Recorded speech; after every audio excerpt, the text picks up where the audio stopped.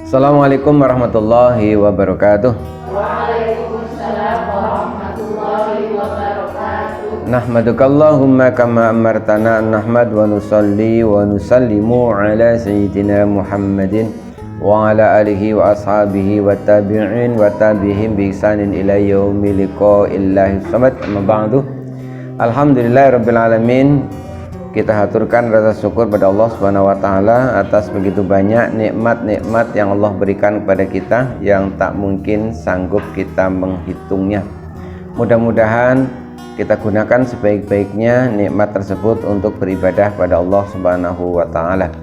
Salawat dan salam semoga Allah limpahkan kepada junjungan kita Nabiullah Nabi Agung Muhammad sallallahu alaihi wasallam.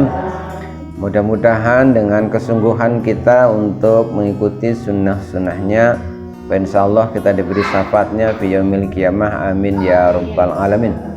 Alhamdulillahirabbil alamin, kita bisa melanjutkan kembali kajian kita. Pada kesempatan kali ini kita akan membahas salah satu di antara mutiara hikmah, nasihat yang pernah diberikan oleh salah satu dari Khulafaur Rasyidin, yaitu sahabat Ali bin Abi Thalib. Ali bin Abi Thalib ini termasuk sahabat Nabi yang istimewa. Dari kecil diasuh oleh Rasul sepeninggal bapaknya, yaitu Abu Thalib, yang tak lain adalah paman Nabi. Maka Ali dari kecil ini banyak menerima ilmu dan hikmah langsung dari Rasulullah. Begitu pandainya Ali sehingga Rasul pernah menyampaikan sebuah sanjungan. Kata Rasul, ana madinatul ilmi, aku adalah kotanya ilmu, wa aliyu babuha, dan Ali adalah pintu gerbangnya. Jadi itulah sanjungan yang pernah diberikan kepada Rasul kepada Ali. Ali juga istimewa karena Ali menjadi salah satu dari menantu Rasulullah SAW. Ali kemudian menikah dengan Fatimatus Zahra. Keturunan Rasulullah yang bergelar Habib dan Syarifah sampai sekarang itu pasti yang berasal dari keturunannya Ali bin Abi Thalib dengan Fatimatus Zahra. Nah, walaupun Ali ini adalah pribadi yang soleh, yang pintar, tapi ada juga orang yang tidak suka kepada Ali bin Abi Thalib. Nah, orang-orang tersebut dikatakan mereka adalah sekelompok orang Khawarij, orang-orang yang memberontak kepada Ali. Suatu ketika mereka ingin mempermalukan Ali. Mereka ingin ngetes Ali bin Abi Thalib. Mereka membuat sebuah rencana, di mana rencana itu mereka mengumpulkan beberapa orang sampai 10 orang. Mereka mengajukan pertanyaan yang sama di waktu yang berbeda. Tujuannya apa? Mereka cuma ingin ngetes apakah Ali bin Abi Thalib benar-benar pandai atau tidak. Maka diaturlah skenario. Satu persatu mereka kemudian menemui Ali dan bertanya. Pertanyaannya itu semuanya sama. Antara harta dan ilmu lebih utama yang mana? Nah, berikut ini adalah jawaban Ali bin Abi Thalib. Yang pertama, kata Ali, ilmu lebih utama daripada harta. Alasannya, kata Ali, al-ilmu mirasul anbiya, karena ilmu itu adalah warisan para nabi. Lebih spesifik yang dimaksud ilmu di sini tentu adalah ilmu agama. Jadi ilmu, khusus ilmu agama, adalah warisan para nabi. Semua nabi pasti mewariskan ilmu. Wal malu mirasu Qarun wa Fir'aun wa ghairihim. Sedangkan harta adalah warisannya Qarun, Fir'aun, dan lain sebagainya. Kita sering kalau mendapatkan harta nggak diduga menyebut harta Qarun, gitu ya. Jadi kenapa ilmu lebih baik, lebih utama? Karena ilmu adalah warisan para nabi. Jadi sosok yang mewariskan sendiri adalah nabi, orang yang sangat mulia, maka pemberiannya pasti mulia.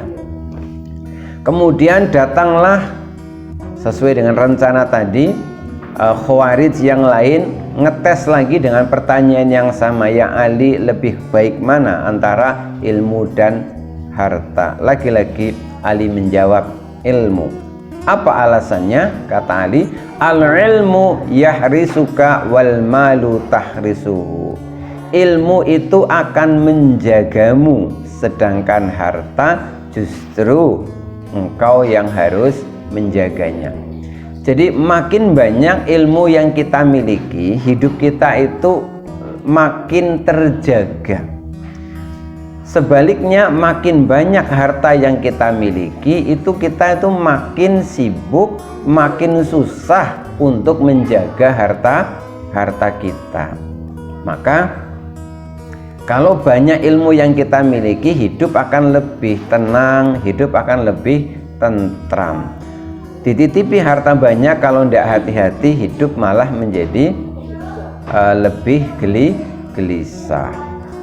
Kemudian yang berikutnya, datang lagi yang ketiga, ngetes Ali juga. Ditanya lebih baik mana antara ilmu dan harta, Ali konsisten lebih baik ilmu. Apa alasannya? Li sahibil ilmi aduun li sahibil mali aduun kasirun. Pemilik harta itu biasanya punya musuh yang banyak. Kenapa pemilik harta punya musuh yang banyak? Terutama pemilik harta yang misalkan tidak ahli sedekah, karena hartanya ini menimbulkan kedengkian di kalangan banyak orang. Kalau orang punya banyak ilmu, jarang-jarang orang itu dengki kepadanya. Tapi kalau orang banyak harta, kemudian dia tidak berjiwa sosial, biasanya banyak musuhnya. Sedangkan wali sahibil ilmi sadiqun kasirun. Sedangkan pemilik ilmu memiliki banyak teman. Jadi kalau kita banyak ilmunya, pasti akan banyak temannya. Datang lagi yang keempat, bertanya sama kepada Ali, lebih baik mana ilmu dan harta?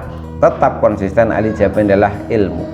Apa alasannya? Kata Ali, idza sarafta minal mal fa innahu yanqusu wa idza sarafta minal ilmi yazidu. Idza sarafta, jika engkau tasarrufkan, engkau belanjakan, engkau gunakan minal mali dari hartamu, fa innahu yanqusu, maka hartamu akan berkurang. 100.000 kita gunakan 50.000, sisa 50.000. Wa idza sarafta minal ilmi yazidu. Tapi kalau engkau tasarrufkan, engkau bagi-bagi ilmumu, yazidu, justru akan makin bertambah. Maka nggak ada ceritanya seorang guru tidak lagi mau mengajar, dia bilang maaf ilmu saya udah habis. Tidak ada.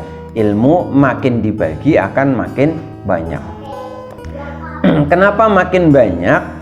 Nah, karena seperti ini, barang siapa yang man amila bima alima, barang siapa yang mengamalkan, termasuk mengajarkan apa yang dia ketahui, maka aurusallahu malam ya'lam, maka Allah akan mewariskan, akan memberikan kepadanya ilmu-ilmu yang sebelumnya belum paham. Disitulah logikanya kenapa kalau ilmu diajarkan malah makin banyak. Karena apa? Ketika kita mengajarkan, itu Allah itu nambahi kepada kita. Kita pasti sering ngalami, dulu kita tidak paham A, lalu kita tekuni sambil mulang, suatu ketika akhirnya jadi paham. Jadi dengan kita mulang mengajarkan, karena ini termasuk bagian dari mengamalkan ilmu, maka kita kemudian diberi oleh Allah ilmu-ilmu berikutnya. Nah, disitulah alasan kenapa kalau ilmu ditasarufkan, dibagikan itu tidak berkurang, tapi pasti akan bertambah. Maka orang berilmu yang senang mulang itu biasanya makin alim, makin alim, makin pinter seperti itu. Karena ilmunya nambah terus. Datang berikutnya orang yang kelima bertanya sama kepada Ali, lebih baik mana ilmu dan harta? Ali tetap menjawab ilmu. Apa alasannya? Sahibul mali yud'a bismil bukhli wal lu'mi wa sahibul ilmi yud'a bismil idham wal kiram. Sahibul mali, pemilik harta, yud'a, ada kalanya kadang-kadang itu dipanggil bismil bukhli wal lu'mi, dengan julukan kikir atau pelit. Pemilik harta kadang-kadang dipanggil seperti itu, sekalipun mungkin dia orang baik, tapi kan tidak selamanya orang baik itu dia selalu bisa berbagi rezeki kepada orang lain. Jadi di antara sifat buruk manusia itu kadang-kadang begini, coba amati. Kadang-kadang yang menuduh kita itu bakhil, pelit, malah orang mungkin yang sering dibantu tapi suatu ketika nggak dibantu. Kadang-kadang malah seperti itu. Kalau yang nggak pernah dibantu sama sekali malah nggak pernah bilang begitu. Seringnya begitu kan ya. Nah, itulah resikonya pemilik harta. Jadi Anda misalkan sering sedekah kepada sedulur, kepada tetangga, hanya suatu ketika mungkin lagi nggak ada rezeki atau mungkin ada keperluan lain, nggak memberi, mungkin Anda akan dituduh pelit gitu kan. Nah, itulah resiko pemilik harta. Wa sahibul ilmi yud'a bismil idham wal kiram, tetapi pemilik ilmu insya Allah tidak akan mengalami hal yang demikian ya. Jadi pemilik harta walaupun dia itu baik, ada kalanya dia tetap di mata orang yang tidak suka itu dibegitukan. Tetapi pemilik ilmu tetap yud'a bismil idham, dia akan dipanggil dengan julukan yang agung, yang mulia, Pak Guru, Bu Guru, Pak Ustadz, Ustadzah, dan lain sebagainya. Datang lagi orang yang berikutnya bertanya sama kepada Ali bin Abi Thalib. Jawaban Ali tetap sama, yaitu ilmu. Apa alasannya? Sahibul mali yuhasabu yaumal qiyamah wa sahibul ilmi yasfa'u yaumal qiyamah. Sahibul mal, pemilik harta itu yuhasabu yaumal qiyamah, akan dihisab pada hari kiamat nanti. Makin banyak hartanya, hisabnya itu makin lama. Tapi kalau orang punya harta ndak aneh-aneh ya mudah-mudahan hisabnya itu cepat. Karena apa? Hartanya ndak aneh-aneh. Misalkan kayak Anda ini kan penghasilannya kan jelas nggak ada yang aneh-aneh. Ya mudah-mudahan prosesnya cepat. Tapi kalau hartanya banyak didapat dengan cara yang aneh-aneh, lah itu yang bikin harus butuh banyak rumus untuk menghitung. Begitu ya. Kalau kita kan hartanya nggak banyak, jalurnya cuma itu saja gitu. Jadi mudah-mudahan hisabnya mudah gitu ya. Coba kalau Anda punya usaha sampai 50 macam usaha, kan banyak banget kan. Usaha bisnis A, bisnis B begitu itu. Sedangkan sahibul ilmi, pemilik ilmu, yasfa'u yaumal qiyamati, justru malah bisa memberikan syafaat. Syafaat itu apa? Syafaat itu adalah permohonan kepada Allah untuk diberi pertolongan, begitu itu. Jadi syafaat itu permohonannya kepada Allah. Jadi harus kepada Allah dulu. Jadi kita itu kayak proposal, pengajuan bantuan kepada Allah, itu namanya syafaat. Nah, siapa saja yang bisa memberi syafaat? Pertama tentu adalah para nabi. Para nabi ini yang namanya syafaatul udma, pemberi syafaat yang paling besar. Tapi ternyata Allah juga memberikan wewenang untuk bisa memberikan syafaatnya tidak hanya para nabi, di antaranya adalah orang alim, para guru. Jadi para guru itu dengan seizin Allah bisa memberikan syafaat kepada murid-muridnya. Al-Quran seizin Allah juga bisa memberi syafaat kepada pembacanya, kepada orang yang rajin mempelajarinya. Maka ada istilah zaman dahulu itu kan, apa itu, orang saking takdimnya kepada ulama, pokoknya surga nunut, neraka katut gitu. Ya itu ada kurang baiknya sih. Maksudnya bahwa memang seorang guru itu bisa memberikan syafaat seperti itu. Maka kalau kita ngaji dulu itu benar-benar di doktrin itu harus hati-hati memilih seorang guru. Karena guru itu besok itu akan ikut tanggung jawab di akhirat nanti. Saya misalkan saya pede menjadi santrinya guru saya Pak I Azhari Marzuki. Beliau itu dari Mbah Marzuki, dari Mbah Munawir. Jadi besok kita ya di akhirat ya kita carilah guru kita. Kita mungkin pegangan sarungnya atau apa gitu. Ya memang betul itu ada dalilnya seperti itu. Jadi pemilik-pemilik ilmu dengan seizin Allah itu bisa memberi syafaat. Apakah semua pemilik ilmu? Ya tentu tidak. Makanya harus hati-hati.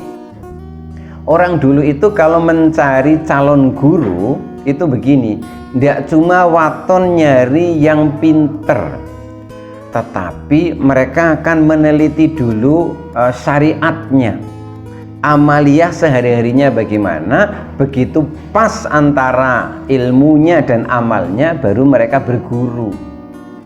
Jadi tidak hanya waton cari guru. Jadi carilah guru yang antara ilmu dan amalnya itu enggak terpisah begitu itu. Karena di zaman akhir sekarang ini banyak orang yang istilahnya alimul lisan jahilul qalbi. Jadi lesannya itu pada cerdas-cerdas, tetapi amalnya itu enggak cocok begitu itu. Apalagi di era teknologi seperti ini. Kita dapat kiriman ilmu biasanya misalkan dari kiriman WA di bulan Ramadan. Bacalah Al-Quran, berikanlah sedekah, kerjakanlah puasa. Padahal yang ngirim itu sambil udud. Tapi dia nasihatnya sangat bagus. Ini ada cerita sungguh-sungguh terjadi. Ya ini cuma buat anekdot saja ya. Mudah-mudahan nggak terjadi sama kita. Jadi ada seorang tokoh agama begitu diminta untuk khutbah Idul Fitri. Karena debutan anyaran di kongkon khutbah kan berapi-api khutbahnya. Terus dia mulai membaca dalil fadilah puasa Ramadan ditambah fadilah puasa 6 hari di bulan Syawal. Sehingga ini para jamaah itu sangat terkesima dan terpesona. Mereka pun semangat sekali ingin melanjutkan rampung Ramadan terus puasa Syawal. Nah ada seorang simbah-simbah itu dia lagi puasa Syawal, dapat 3 hari atau berapa hari lah. Suatu ketika dia iseng lewat di depan yang khutbah Idul Fitri kemarin. Nggak sengaja dia lihat orang tersebut lagi duduk ngopi sama ngerokok. Simbah ini kan polos, terus dia bilang, aduh Pak Kiai, aku nyesel ini. Aku nyesel puasa Syawal. Aku kan puasa Syawal itu karena khutbah panjenengan, malah panjenengan tidak puasa. Aduh aku nyesel puasa ini. Begitu beratnya ya. Jadi memang seorang guru, seorang ahli ilmu yang amalnya cocok itu memang benar-benar makin sulit, makin mahal. Jadi hati-hati kalau memilih seorang guru. Ibaratnya kita itu butuh sandaran ketika kita nyari pohon, maka carilah pohon yang benar-benar besar, yang akarnya kuat, yang daun-daunnya rimbun, yang buahnya banyak. Jangan sampai kita mau nyari sandaran, mau berteduh, waton cari pohon ternyata akarnya rapuh, terus nggak ada buahnya. Jangan sampai seperti itu. Itu perumpamaan bahwa cari guru harus hati-hati. Karena di akhirat nanti guru itu ada yang diberi izin oleh Allah bisa memberi syafaat. Kemudian berikutnya datang orang berikutnya ngetes Ali lagi. Lebih baik mana ilmu dengan harta? Kata Ali, tetap ilmu. Apa alasannya? Kata Ali, al-malu yandarisu bitulil muksi wa mururiz zaman wal ilmu la yandarisu wa la yablah. Harta itu akan habis dengan berjalannya waktu, sedangkan ilmu tidak akan habis dan tidak akan musnah. karena ilmu ini yang menjaga diantaranya Allah Subhanahu wa ta'ala. Kemudian yang berikutnya datang lagi orang yang ke-8, ngetes Ali juga, bertanya sama, jawaban Ali sama, tetap ilmu. Apa alasannya? Al-malu yuksil qalba wal ilmu yunawirul qalba. Al-malu yuksil qalba, harta itu bisa membikin hati menjadi keras. Keras berarti apa maksudnya? Ya macam-macam ya, jadi banyak penyakitnya. Coba perhatikan, kadang-kadang ya memang tidak selalu, orang-orang itu yang peduli dengan orang yang susah itu sama-sama orang susah. Begitu kadang-kadang ya. Jadi orang yang sama-sama susah itu kadang-kadang malah yang peduli, sama-sama merasakan. Jadi yang namanya harta itu kalau tidak hati-hati itu bisa menjadikan hati itu menjadi keras. Jadi kalau tidak hati-hati kita punya banyak harta itu belum tentu kita itu makin peduli dengan tetangga kita. Bukan otomatis kita itu makin peduli dengan lingkungan. Maka bersyukurlah kalau kita dititipi harta, kemudian hati kita itu masih terketuk dengan lingkungan. Berarti hati kita itu tidak sampai menjadi keras. Karena ada orang yang diberi banyak harta, hatinya malah menjadi keras. Seperti Qorun. Qorun itu makin banyak hartanya itu diminta sedekahnya marah-marah dia itu. Diminta zakatnya marah-marah dia itu. Di zaman Rasulullah juga ada yaitu yang terkenal kisah tentang si Sa'labah, orang miskin yang akhirnya jadi orang kaya. Wal ilmu yunawirul qalba, sedangkan ilmu itu bisa menjadi penerang hati. Jadi hati yang gelap gulita dengan ilmu akhirnya bisa menjadi terang. Banyak orang kemudian terketuk hatinya untuk ibadah lantaran ilmu. Yang berikutnya yang ke-9, kata Ali, ilmu tetap lebih baik daripada harta. Apa kata Ali? Sahibul mal yud'a rububiyah bisababil mali wa yud'a sahibul ilmi al-ubudiyata. Pemilik harta seringkali merasa dirinya penguasa, bahkan sebagai Tuhan. Orang seperti orang kafir yang punya banyak harta itu seakan-akan mereka tidak butuh Tuhan. Kenapa? Karena dengan hartanya itu kan semuanya bisa. Yang tidak bisa dilakukan dengan harta itu hanya beli nyawa. Lainnya bisa semua kan ya. Kita gigi misalkan pada sakit, terus pada tanggal, bisa kita dapat gigi yang baru, ya kan? Kulit kita pada keriput, bisa balik semula asalkan ada duitnya. Jadi pemilik harta yang banyak kalau tidak hati-hati itu bisa menyebabkan dia itu punya perasaan itu jadi kayak Tuhan. Kenapa? Wong semuanya itu bisa. Apa yang tidak bisa kalau punya harta? Itu bahayanya di situ. Maka orang kafir itu kadang-kadang itu kan ngejek sama orang yang beriman. Kita orang beriman itu capek mungkin sholat, capek ibadah, rezeki segitu-gitu saja. Orang kafir nggak beribadah, rezekinya banyak. Mungkin mereka akan ngejek, buat apa kau ibadah? Hidupmu ya gitu-gitu saja. Tapi kan kita ibadah itu urusannya itu bukan urusan harta. Wa yud'a sahibul ilmi al-ubudiyah, sedangkan pemilik ilmu justru dia akan merasa dirinya sebagai seorang hamba. Hamba itu apa maksudnya? Orang yang lemah, yang tidak bisa apa-apa. Jadi zamannya masih ada perbudakan, seorang hamba, seorang budak ini kan nggak bisa ngapa-ngapa, semuanya terserah tuannya, terserah pemiliknya. Nah, orang yang berilmu makin banyak ilmunya, dia makin menyadari bahwa dia tidak bisa apa-apa, makin menyadari dirinya orang yang lemah. Yang terakhir kata Sayyidina Ali, ilmu tetap lebih baik daripada harta. Alasannya al-malu yuhfadhu minas sariq wal ilmu la yuhfadhu minas sariq. Harta itu harus dijaga dari pencuri, sedangkan ilmu tidak perlu dijaga. Nah, jadi mudah-mudahan kita ini sebagai para guru, kita ini mulang ngaji, kita ini mewariskan sesuatu yang sangat berharga, warisannya para nabi. Jadi harus percaya diri, penuh dengan semangat, tidak main-main. Kita mengajarkan ilmu agama, meneruskan warisannya para nabi dan rasul. Mudah-mudahan Allah Subhanahu wa taala memberi kita istiqomah untuk tetap mencari ilmu, sehingga makin banyak kita dibukakan hidayah-hidayah Allah Subhanahu wa taala. Terima kasih. Billahi taufiq wal hidayah war ridha wal inayah. Wassalamualaikum warahmatullahi wabarakatuh.